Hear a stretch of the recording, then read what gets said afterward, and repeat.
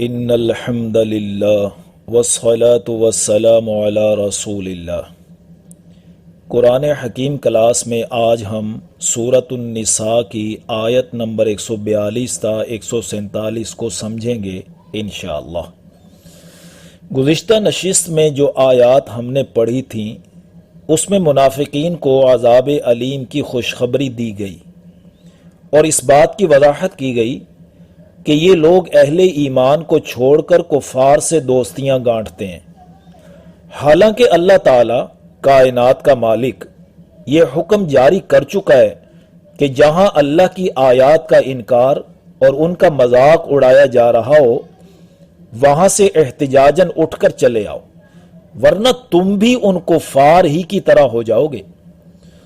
اب یہی سلسلہ منافقین کا اگلی آیات میں بھی جاری ہے۔ دیکھیے آیت نمبر 142 کو، ان المنافقین یخادعون اللہ وہو خادعوہم، بے شک منافقین اللہ تعالیٰ کو دھوکہ دے رہے ہیں اور اللہ ان کو دھوکہ دینے والا ہے، یعنی ان کے دھوکے کی سزا دینے والا ہے۔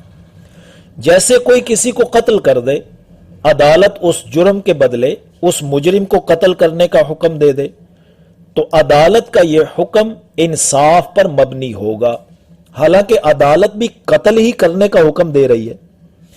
اسی طرح منافقین دو رخا پن اختیار کر کے اللہ کو دھوکہ دینے کی کوشش کر رہے ہیں، تو اس جرم کی پاداش میں یہ فرمانا کہ اللہ ان کو دھوکہ دینے والا ہے، اس کا مطلب ہے اس جرم کی سزا دینے والا ہے۔ جیسے اللہ تعالیٰ کا ان کو فوراً پکڑنا، مہلت دیے چلے جانا، تو یہ اس سے دھوکہ میں مبتلا ہو جاتے ہیں کہ ہم جو کچھ کر رہے ہیں بالکل درست کر رہے ہیں، پکڑی کوئی نہیں ہو رہی ہے ہماری۔ تو آگے دیکھیے، وَإِذَا قَامُوا إِلَى الصَّلَاةِ قَامُوا كُسَالَىٰ، اور جب وہ نماز کے لیے کھڑے ہوتے ہیں تو بڑی کاہلی کے ساتھ کھڑے ہوتے ہیں، چونکہ نماز اللہ سے ملاقات کا ذریعہ ہے نا، اللہ کی یاد کا ذریعہ ہے۔ جیسے فرمایا اقیم الصلاۃ لذکری، میری یاد کے لیے نماز کو قائم کیجیے۔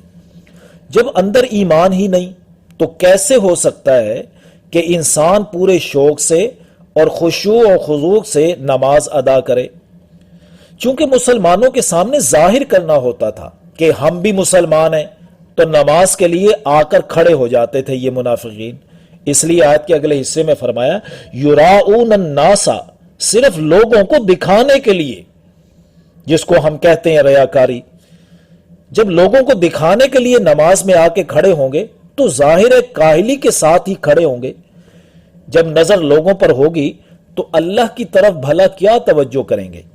اس لیے آگے فرمایا وَلَا يَذْكُرُونَ اللَّهَ إِلَّا قَلِيلًا، اور اللہ کا ذکر نہیں کرتے مگر بہت کم۔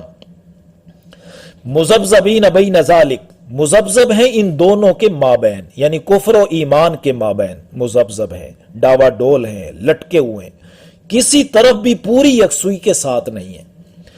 لا الہ اولائی ولا الہ اولائی، نہ یہ ان کی طرف ہے نہ ہی ان کی طرف ہے، یہ کسی بھی طرف پورے یکسو نہیں ہے، نہ اہل ایمان کے ساتھ اور نہ کفار کے ساتھ۔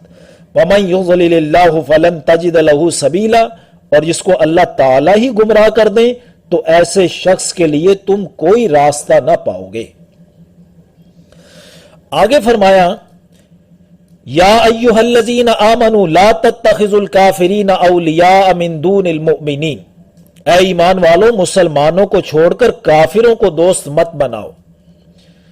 لیکن ہماری حالت یہ ہے کہ ہم 53 اسلامی ممالک ہیں، ایک دوسرے کے ساتھ دوستیاں کرنے کی بجائے کفار سے دوستیاں گھانٹ رہے ہیں، گویا ان کے نزدیک اللہ تعالیٰ کے اس بڑے واضح حکم کی کوئی اہمیت ہی نہیں۔ کل جب دن قیامت اللہ تعالیٰ اس حکم کے بارے میں جواب طلبی کریں گے تو ہمارے پاس کیا جواب ہوگا؟ اس لیے آگے فرما رہے ہیں اتریدون ان تجعلوا للہ علیکم سلطانا مبینا، کیا تم چاہتے ہو کہ تم اپنے خلاف اللہ کے لیے واضح دلیل قائم کر لو؟ یعنی جب تم اللہ کے حکم کے خلاف ورزی کر کے کفار سے دوستیاں گانٹو گے تو تمہارا یہ عمل دن قیامت تمہارے خلاف جہنم کا فیصلہ سنانے میں واضح دلیل بن جائے گا۔ ان المنافقین فی الدرک الاسفل من النار، بے شک منافقین آگ کے سب سے نچلے طبقے میں ہوں گے۔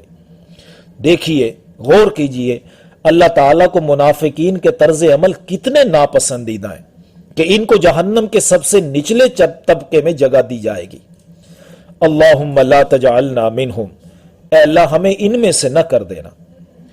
آگے فرمائے وَلَن تَجِدَ لَهُمْ نَصِيرًا، اور تم ہرگز ان کے لیے کوئی مددگار بھی نہ پاؤ گے کہ جو انہیں جہنم سے نکال کر لے جائیں۔ اگلی آیت میں روشنی کی ایک کرن کی طرف توجہ دلوائی جا رہی ہے کہ موت و قیامت کا سامنا کرنے سے پہلے دنیا میں ابھی موقع ہے، ابھی پوائنٹ آف نو ریٹرن نہیں آیا۔ واپس پلٹ آئیں، توبہ کر لیں، ایمان کو دلوں میں پختہ کر لیں، اللہ کی خالص عبادت اور اطاعت کی طرف آ جائیں، شیطان اور نفس کے پجاری نہ بنیں۔ اللہ کی عبادت اور اطاعت کرتے ہوئے جان بھی چلے جائے تو گھاٹے کا سودا نہیں ہے۔ دیکھیے اللہ تعالیٰ واپس بلا رہے ہیں، آواز دے رہے ہیں، إِلَّا الَّذِينَ تَابُوا وَأَصْلَحُوا وَاعْتَصِمُوا بِاللَّهِ، مگر وہ لوگ جو توبہ کریں اور اصلاح کر لیں اور اللہ سے مضبوطی سے چمٹ جائیں۔ جیسے کوئی شخص بہت بڑے عہدیدار سے چمٹنے کی کوشش کرتا ہے کہ اسی کے ہاتھ میں ہے سب کچھ اور یہیں سے ملے گا سب کچھ۔ وَأَخْلَصُوا دِينَهُمْ لِلَّهِ، اور اپنے دین کو اللہ کے لیے خالص کر لے۔